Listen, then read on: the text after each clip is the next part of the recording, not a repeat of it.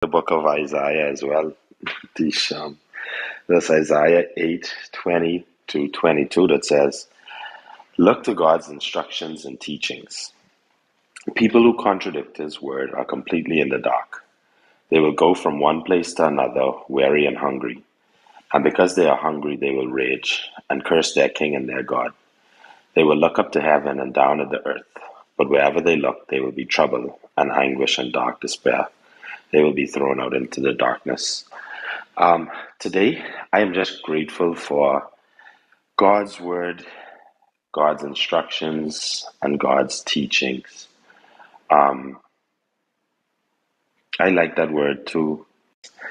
Um, when I was living down in Trinidad a few years ago, um, they funnily they call like when you grow your own fruits and vegetables, uh, they call it provisions. And because I asked my friend one day, because he's like, "Oh, we going down to the market to go buy provisions." So I was like, "Provisions, you know what that is?" And he was like, "Oh, that's like where people they just grow their own fruit and stuff at home, like the organic fruit, and they just go to like this open air market and they sell them." So I thought that was very interesting, and I like that word and the topic because God's word and his instructions, that's like our provisions. That's like our healthy food. That's like what we need to live a healthy and a sustainable life, you know? I was talking to a good friend of mine yesterday, and she was reminding me, a little bit about my journey. Like 'cause sometimes you just be moving so fast that you don't really stop to think about how far God has brought you from. Like you think about the times when you was down and you say to yourself, like, I don't never want to go back there. But like in our haste to continuously move forward, like sometimes we don't really stop and look right back and be like, boy, I come from this, but this happened and this happened and this happened and this happened.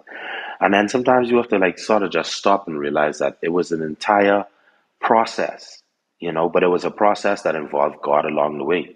Like it was a journey when we started this room. It was a journey, like it just keep getting a little bit better. You learn a little bit more. Like you just keep consuming like his provisions, like his word and his instructions.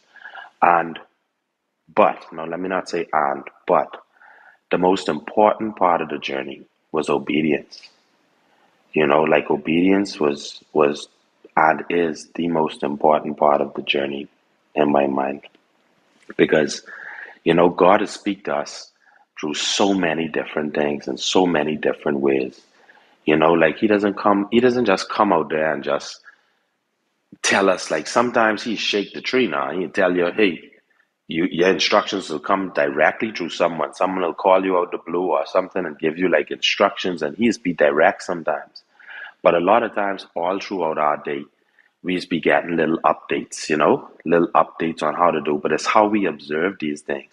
It's how we live. It's like how you notice the little small things around you. Like you could just be walking somewhere and you notice how two animals operating together. You see a dog and a cat who is friends. That could be an instruction from God for, how you need to be friends with somebody that you wouldn't normally be aligned with.